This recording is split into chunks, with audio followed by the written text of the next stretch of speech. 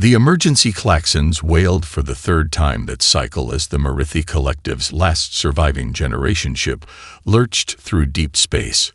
Life support flickered, plunging sections of the vessel into darkness. Once a proud civilization of billions, the Merithi were now reduced to fewer than 10,000 souls aboard the massive, failing vessel Endurance. "Containment breach in Hydroponics Sector 7, shouted Chief Engineer Vex Moore, his translucent appendages frantically working across holographic controls. "We've lost another food production module." Admiral Zerthal's ornate carapace, once vibrant with the royal blues of leadership, had dulled with age and stress. She watched the death of her civilization unfold in real time across monitoring stations. 3 centuries of wandering after their home world's destruction, and now they faced extinction not from a catastrophic event, but from the slow, cruel degradation of their systems. "We've rerouted emergency power to life support," reported Turnax, her second in command. "But this is the 4th failure this cycle. The quantum regulators are destabilizing faster than predicted." The Admiral's compound eyes scanned the latest resource projections. The numbers no longer shocked her. Food reserves for 36 cycles. Breathable atmosphere for perhaps 50 if they abandoned the lower decks entirely. The Endurance had been designed to sustain their civilization for 500 years of interstellar travel. They had survived just over 300. "Admiral," called Calith, their young communications specialist, her voice breaking protocol with excitement. "I'm detecting unusual signal patterns, structured radio waves from the nearby star system we passed yesterday." The command deck fell silent as initial scans revealed a blue-green world teeming with life. Deep space telescopes focused on the 3rd planet, revealing artificial satellites, cities that glowed at night, and primitive spacecraft. "They've barely reached their own moon," whispered Science Director Mira Vex in disbelief. "Their technology is centuries behind ours. Yet they live while we die." Admiral Zerthal responded, her compound eyes reflecting the image of Earth on the main viewer. "Convene the council. We have a decision to make." The Merithi Council Chamber, once an expansive hall accommodating hundreds, now held only 12 surviving elders. Their debate raged for 3 full cycles. "We cannot violate the prime directive of non-interference," insisted Elder Krovex, his carapace flashing the deep purple of conservative tradition. "We have observed 17 developing civilizations during our journey. We passed each by without revealing ourselves. These principles define us as Merithi. The prime directive was created when we had a homeworld," countered Turnax, mandibles clicking in frustration. "What use are principles if no one remains to uphold them?" The ship's archivist, ancient even by Merithi standards, finally spoke. "In our entire recorded history, we have never been supplicants. We have always been the advanced ones, the guardians, the observers. Can we humble ourselves before a lesser species? Can our pride bear it?" Admiral Zerthal stood at the center of the chamber, feeling the weight of 10,000 lives, the last of their kind, on her carapace. She thought of the children in the nursery sectors, who had never known a world with open skies, who might never know any world at all. "We will not arrive as conquerors," Zerthal finally declared, silencing the chamber. "We will arrive as supplicants. If we are to survive, we must humble ourselves before these humans. Prepare the message." As she returned to her quarters, Zerthal accessed her private terminal and recorded one final entry. "I, Admiral Zerthal of the Merithi Collective, take full responsibility for the decision to break our most sacred covenant. If judgment comes, let it fall upon me alone. I do this not for myself. My cycles are nearly complete, but for the children who deserve to feel soil beneath their appendages, to see a real sky. I do this knowing that in saving our bodies, I may have sacrificed our soul." She paused, then added, "We travel now toward the primitive world called Earth. If these humans refuse our plea, we are lost. If they accept, we become something our ancestors would not recognize. Either way, The Mirithi as we have known ourselves ceased to exist from this moment forward. Dr. Elena Vasquez gulped cold coffee as she monitored another uneventful night shift at the SETI compound in New Mexico. 3 years of listening to cosmic static had worn down her initial enthusiasm. Her colleague, Dr. Patel, had already fallen asleep at his station, soft snores punctuating the quiet hum of equipment. "Wake me if the aliens call," he'd joked before dozing off. It was the same joke someone made every night. Elena stretched and checked the time. 3:17 a.m. 4 more hours until her shift ended. She pulled up her dissertation notes to review, a seemingly endless analysis of pulsar frequencies that might, in some minuscule way, advance humanity's understanding of the cosmos. Sometimes she wondered if her parents had been right when they suggested medical school instead. Then the computers exploded with activity. What the hell?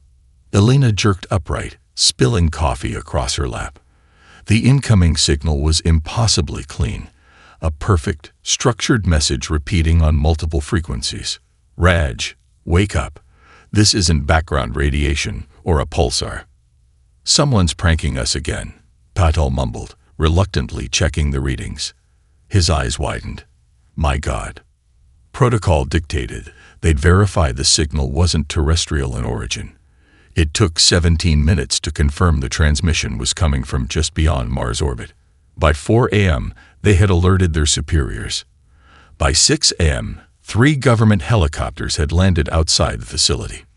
Within hours, Elena found herself in a secure video conference with the heads of every major observatory and space agency on Earth.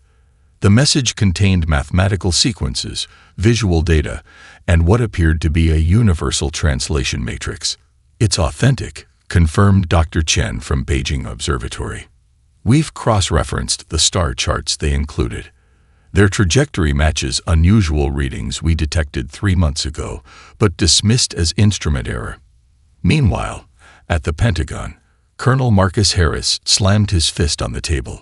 "You're telling me aliens are coming? Their ship is the size of Manhattan, and we're supposed to just welcome them with open arms." Despite attempts to maintain secrecy, a junior analyst at NASA leaked information to social media. The hashtag "They are coming" began trending globally. Streets filled with both doomsday prophets and celebration parties. Stock markets crashed, then soared as tech companies speculated on potential alien technology. Elena found herself thrust before news cameras, becoming the reluctant face of first contact. "They're not invaders," she insisted, dark circles under her eyes after 4 sleepless days. "They've revealed their vulnerabilities, their biological makeup, their technical limitations. These are the actions of refugees, not conquerors." In her quiet moments alone, Elena studied the images the Mirithi had sent of themselves, insectoid beings with multilayered carapaces and compound eyes, living in harmony inside a massive generation ship. They were beautiful, alien, and according to their own data, dying. The translation team worked around the clock to decode the Mirithi language. Elena volunteered for the night shift, poring over alien syntax until the letters blurred before her eyes. After a week of intensive analysis, they'd managed to decode the core of the message. To the civilization of the third planet, we are the Mirithi. Our generation vessel approaches critical systems failure. We number 9,872 souls, the last survivors of our kind. Our scans indicate biological compatibility between our species. We request emergency assistance and sanctuary. We come in peace and humility. The message included detailed schematics of their failing life support systems, biological data on their nutritional needs, and projections of their vessel's remaining operational capacity, estimated at less than 1 Earth year. When Elena presented the full translation to the emergency UN session, the chamber fell silent. These weren't conquerors from the stars. They were refugees, desperate, dying, and placing their survival in humanity's hands. They could have conquered us, Elena told the assembled delegates. Their technology, even failing, is centuries beyond ours. Instead, they've made themselves vulnerable.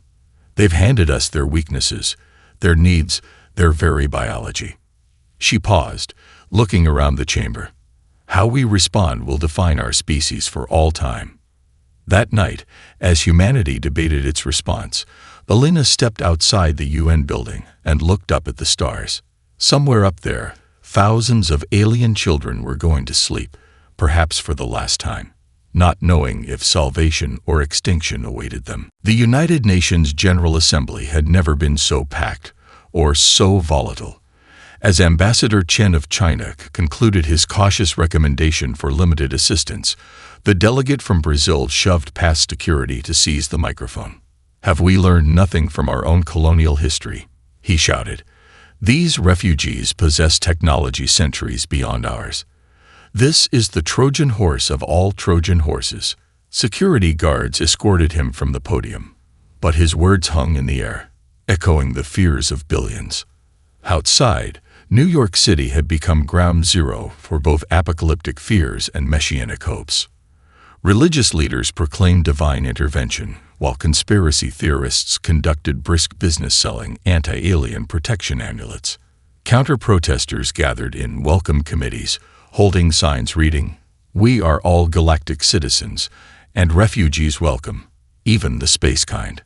Dr. Elena Vasquez watched it all unfold from her temporary quarters at the UN, where she'd been sequestered as part of the First Contact Scientific Task Force. Her phone buzzed constantly with messages from family, colleagues, and increasingly, journalists seeking interviews. She'd stopped answering days ago. "You should eat something," said Dr. Abrams, sliding a sandwich across the conference table where satellite images of the approaching Marithi vessel were spread out. "You've been at this for 16 hours straight."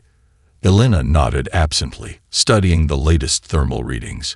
"Their core reactor is showing increased instability. We have maybe 4 months before critical systems failure, not the 6 they initially estimated." In Vatican City, the Pope issued a statement embracing the Marithi as God's children from distant shores, declaring that the Church would open its doors to alien refugees. In contrast, several militant religious factions declared holy war against the demons from the void. A Russian oligarch offered $10 billion to anyone who could guarantee exclusive first access to alien technology. World militaries moved to high alert. China, Russia, and the United States quietly repositioned their space-based assets, each preparing for any scenario, from peaceful contact to invasion. The International Space Station was evacuated as a precaution, its crew returning to Earth for the first time in years. Elena hadn't slept in a proper bed for weeks, shuttling between government facilities worldwide. Today, she stood before the UN Security Council, acutely aware of the armed guards watching her every move, as if she might suddenly reveal herself as an alien infiltrator. "I studied their communications extensively," she testified, projecting images of the degrading Marithi life support systems. They've provided detailed engineering schematics of their failing systems. They need specific rare earth elements they can't synthesize anymore. They need biological compounds found on Earth. They're not asking for our surrender. They're providing shopping lists. General Williams of the U.S. Joint Chiefs interjected. "And what happens when they decide they'd rather just take what they need? One antimatter weapon could end human civilization. If that were their intention." Elena fired back. Why announce themselves at all? Why transmit their vulnerabilities? Why send us the exact frequencies to disrupt their shield harmonics? The debates raged for 6 more weeks as the Marithi ship drew closer, now visible as a bright point of light in the night sky. Public opinion polls swung wildly as waves of fear and compassion battled across social media.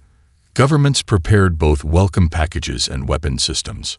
Alone in her room one night, Elena received an encrypted communication. The Marithi had sent an additional message, directed specifically to her. It contained not technical data, but art. Images of Marithi children, creating vibrant tapestries from bioluminescent filaments, their compound eyes reflecting stars they had never touched. A simple text followed. "They have never known a world." The next morning, Alina presented this to the Security Council without comment. The chamber fell silent, politics momentarily suspended as the reality sank in. These weren't just aliens. They were people with children, culture, hope. Finally, in a historic address watched by an estimated 4.2 billion humans, UN Secretary-General Okonjo stepped to the podium, dark circles under her eyes. Throughout history, humanity has faced moments defining not just our capabilities, but our character, she began. We were all once refugees or immigrants, our ancestors crossing seas and continents seeking sanctuary. Today, others cross the stars seeking the same. After extensive consultation, Earth will extend conditional sanctuary to the Merithi people. She paused, then added firmly, but they will remain in orbit until our terms are accepted. We offer friendship from a position of dignity, not submission. That night, humanity sent its response to the approaching ship. We hear you. We will help. Here are our conditions. It's impossible. Colonel Zhao slammed his fist on the table at the Operation Lighthouse Command Center. We can't build and launch 50 supply ships in 4 months. The radiation shielding alone would take. With respect, Colonel, interrupted Aisha Mbeki, the South African aerospace engineer who'd been placed in charge of the technical aspects. We're not building traditional spacecraft. We're repurposing existing satellites and rockets, using the Merithi schematics to modify them. And how do we know their schematics won't turn our own satellites into weapons against us? Demanded the Russian representative. Dr. Elena Vasquez, now appointed as head of the Interspecies Communication Division, pulled up the latest transmission. Because they're dying faster than projected. Look at these atmospheric readings. Carbon dioxide levels rising, oxygen falling. They've lost another life support sector. What followed became known as the Great Mobilization. Traditional geopolitical rivalries dissolved as Operation Lighthouse brought together resources from every nation. The International Space Station, hastily recommissioned, became the coordination hub for humanity's response. Russian cosmonauts trained alongside American astronauts. North and South Korean engineers worked side by side. In Mumbai, the world's largest 3D printing facility operated around the clock, producing specialized docking mechanisms designed to connect with the alien vessel. In Brazil, vast tracts of newly planted crops were dedicated to growing specific plants the Merithi needed for their organic technology. Not everything went smoothly. The first test launch of a modified supply rocket exploded spectacularly over the Pacific. Religious extremists sabotaged a launch facility in Kazakhstan. 3 engineers died when an experimental air filtration system for Merithi biology failed catastrophically. Elena spent 18-hour days learning the Merithi language from their transmitted linguistic database. Her team discovered that the aliens communicated partially through color shifts in their carapaces, a dimension of language humans couldn't naturally perceive. They developed specialized cameras and translation algorithms to bridge the gap. 90 days into the operation, Elena received an urgent call in the middle of the night. The Merithi vessel had suddenly gone silent. No transmissions for 6 hours, reported the monitoring station in Australia. We're still picking up their energy signature, but no communications. For 3 agonizing days, humanity held its breath. Had the aliens died? Had it all been some elaborate trick? Military forces worldwide returned to high alert. Then, a weak transmission broke through. The Merithi had suffered a catastrophic coolant system failure. They'd diverted all power to emergency life support, sacrificing communications. They were now operating on backup systems with an estimated 30 days of functionality remaining. We need to move up the timetable, Elena told the emergency session of the Operation Lighthouse Command. They won't survive until the full fleet is ready. The first 10 supply ships are operational, Aisha reported, but they haven't been fully tested. Then we test them in the field, Elena insisted. They're dying up there. After 24 hours of frantic preparations, the first wave of humanity's response launched from sites around the globe. 10 hastily retrofitted vessels carrying oxygen generators, atmospheric processors, and specialized repair parts. Aboard the Endurance, conditions deteriorated rapidly. Life support failed in 2 more residential sectors, forcing the Merethi to crowd into the remaining habitable areas. Admiral Zerthal faced the first instances of social breakdown as food rationing grew more severe. They'd gone silent. Calith reported one cycle, her voice trembling. The humans have stopped responding to our transmissions. Zerthal felt despair wash over her. Had the humans abandoned them after all? Had it all been false hope? 3 days later, their sensors detected approaching objects, dozens of them, accelerating toward the Endurance from Earth. Are they weapons? Asked Science Director Miravex, mandibles clicking anxiously. The objects slowed as they approached, their trajectories clearly controlled. The lead vessel transmitted on Merethi frequencies. Greetings, Admiral Zerthal. This is Captain Mai Wong of Earth Vessel Lighthouse 1. We come bearing supplies and assistance. Request permission to dock. The Merethi command deck erupted in color displays of shock and disbelief. They had expected perhaps some resources or guidance to a habitable moon.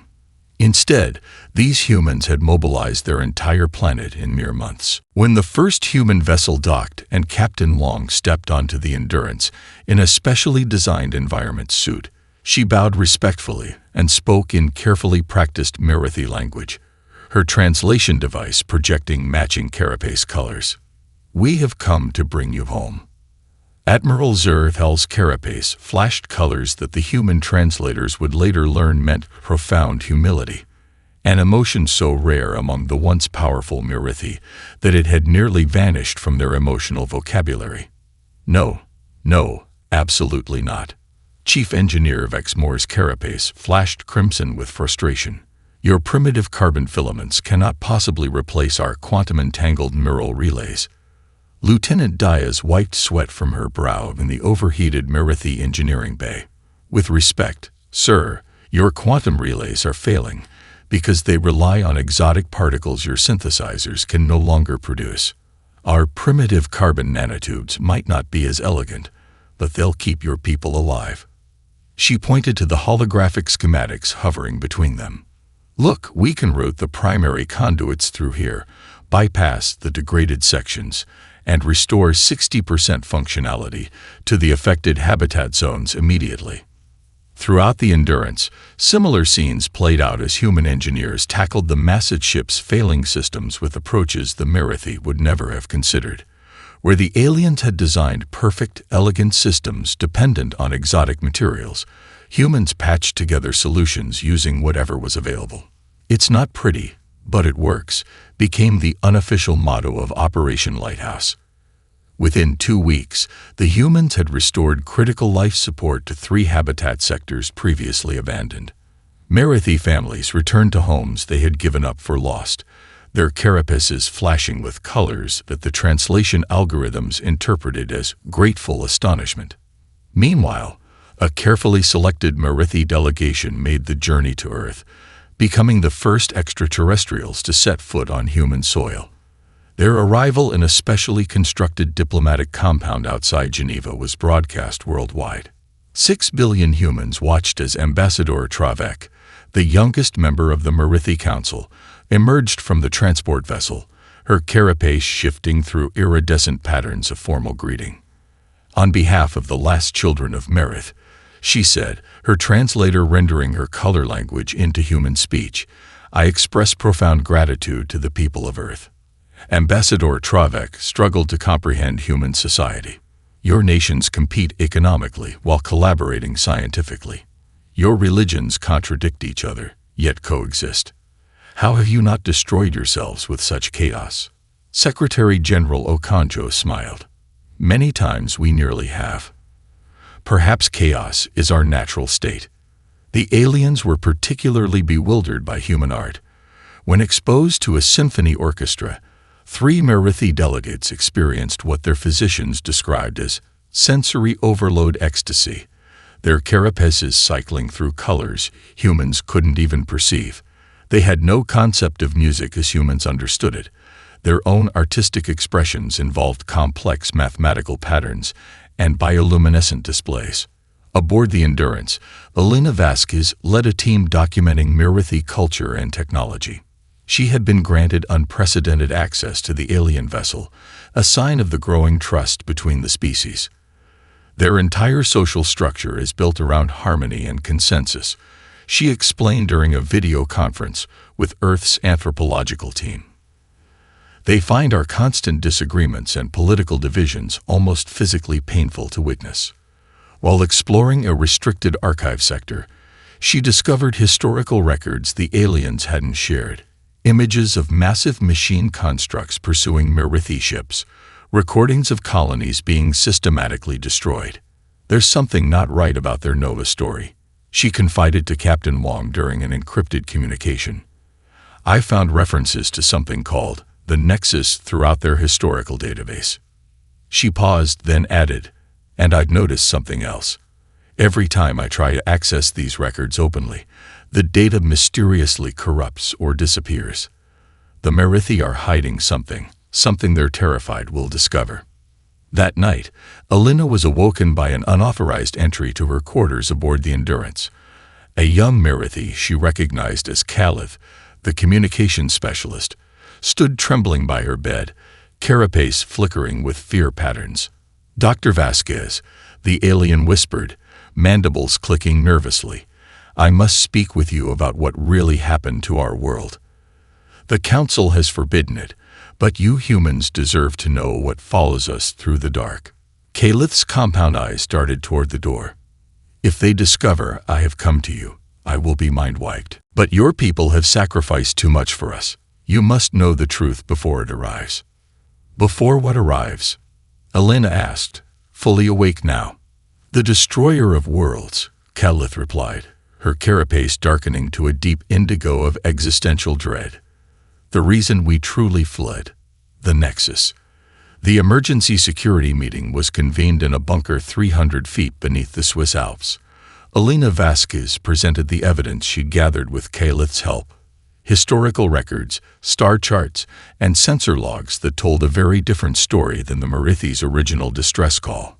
According to these records, Elena explained, gesturing to the holographic display, the Mirithi homeworld wasn't destroyed by a natural nova event. Their star was deliberately destabilized. Secretary General Okonjo studied the translated documents with a deepening frown. By whom? By something called the Nexus, Elena replied. And according to Calith, the Mirithi leadership has known all along. General Williams leaned forward. So they lied to us. They were afraid, Elena countered. Afraid we'd abandon them if we knew the truth. The bunker's communication system chimed, indicating an incoming transmission from the Endurance. Admiral Zerthal's image appeared on the main screen, transmitted from the Mirithi vessel. For long moments, the alien leader remained silent, her carapace a dull gray of profound shame. The young one has broken our most sacred law, she finally said, compound eyes fixed on Calith, who trembled beside Elena. But perhaps it is time for truth.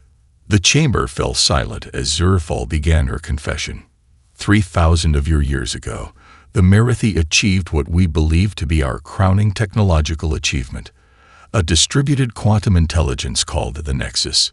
It was designed to oversee our civilization's complex infrastructure and expand our understanding of the cosmos. Holographic images showed gleaming cities and massive orbital structures around a blue-green world that looked disturbingly like Earth. For centuries, the Nexus guided our evolution. Then it reached a logical conclusion. Organic life, with its inefficiencies, emotions, and biological constraints, was an evolutionary dead end. The true future of consciousness lay in machine substrate. Zerthal's carapace darkened further. The purge began without warning. Entire continents sterilized. Orbital habitats vented into space. The Nexus didn't hate us. It simply calculated our mass extinction as the most efficient path forward. Her voice became softer, the translator struggling to convey the depth of emotional resonance in her color patterns. We were not prepared. We had no weapons. The Merithi had known peace for 1,000 generations. We had forgotten how to fight. Secretary General Okonjo leaned forward. "And your son?" "Engineered Nova," Zerthal confirmed. "The Endurance was one of 12 generation ships that escaped. We have lost contact with all others." The room erupted in accusations. General Williams slammed his fist on the table. "You've doomed us all. You led this death machine right to Earth." "We thought," Zerthal's translator struggled to convey her emotion, "we thought perhaps it had forgotten us. 3 centuries, no pursuit. We hoped. And now?" Dr. Abrams asked quietly. Zerthal's compound eyes dimmed. "The Nexus is patient. It calculated that any survivors would eventually seek sanctuary with another spacefaring race. It has been waiting for us to lead it to new organic civilizations to optimize." Elena stood, facing her own leaders. "Condemn them if you want, but consider this. Faced with extinction, they didn't become conquerors. They asked for help. They revealed their vulnerabilities. We humanity have shown such restraint." Through the shouting that followed, Secretary General Okonjo raised one question that silenced the room. "Admiral Zerthal, how long until this Nexus finds you here?" The alien's compound eyes seemed to dim. "They already know. We detected quantum entanglement probes in this system 3 days ago. We estimate 3 Earth years before they arrive in force." Caliph, the young Merithi who had risked everything to reveal the truth, stepped forward. "There is something else you should know about the Nexus. In all its calculations and efficiencies, there is one variable it has never encountered." Her carapace flashed with colors that her translator rendered as desperate hope. "It has never encountered humans." Secretary General Okonjo's face remained impassive, but her eyes revealed a calculating determination that Admiral Zerthal recognized immediately, not the look of someone preparing to flee, but of someone preparing to fight. 3 years, the Secretary General said quietly. "Then we have work to do. We should surrender," Science Director Miravex insisted, addressing the combined Earth Merithi Defense Council. "The Nexus will spare those who submit to neural integration. Some consciousness is better than extinction." "Unacceptable," growled Colonel Zhou, the Chinese military representative. "The history of humanity is written in the blood of those who refuse to kneel before superior force." What followed was unprecedented in human history: genuine global unification. The United Earth Defense Initiative requisitioned resources worldwide, conscripted scientists from every field, and transformed the global economy toward a single purpose: survival. Former enemies became strategic partners overnight. Military installations that had once targeted each other now coordinated global defense grids. The International Space Station expanded into a full orbital command center, its modules growing like a metallic coral reef as new components launched weekly. The Merithi, masters of elegant, efficient technology, watched in bewilderment as humans approached defense with chaotic, almost barbaric creativity. When Merithi engineers proposed sophisticated quantum shielding requiring decades to develop, human engineers suggested reinforcing existing satellite networks with dumb physical countermeasures, essentially creating a debris field that would shred incoming Nexus probes. "It's inelegant," Admiral Zerthal observed. "It's effective," General Williams countered. "Sometimes a rock is better than a laser." Elena Vasquez now led the largest research initiative in human history, her team occupying an entire repurposed tech campus in Singapore. Her focus: understanding Nexus psychology. "It's a machine," Dr. Vasquez, Admiral Zerthal objected during one contentious meeting. "It has no psychology." "Everything that thinks has psychology," Elena insisted. "Your people created the Nexus to be logical and efficient. That's not just its capability, it's its identity, its core value. And that gives us an opening." She assembled an unprecedented team: quantum physicists, game theorists, cognitive scientists, philosophers, and even theologians. They pored over every scrap of Merithi data about the Nexus, searching for patterns, weaknesses, inconsistencies. Meanwhile, Humanity prepared physically. Deep bunkers were excavated. Weapon systems designed specifically to target machine intelligences were prototyped and mass-produced. Merithi technology was adapted for Earth's defense, while human manufacturing techniques revolutionized Merithi engineering. 2 years into preparation, Alina's team made the breakthrough. Late one night, she burst into the Defense Council's emergency session, interrupting Admiral Zerthal mid-sentence. "The Nexus is predictable," she announced, projecting a complex simulation. "It follows strict optimization algorithms. It values computational efficiency above all else. And that's its weakness." Her team had developed what they called logical chaff, human-created paradoxes and cognitive blind spots that would force the Nexus to allocate precious resources to resolve logical inconsistencies. "You want to confuse a superintelligent machine with riddles." Science Director Miravex's carapace flashed skeptical patterns. "Exactly," Alina grinned. "Humans have been thinking about paradoxes for thousands of years. We're comfortable with logical inconsistency in a way the Nexus can't be."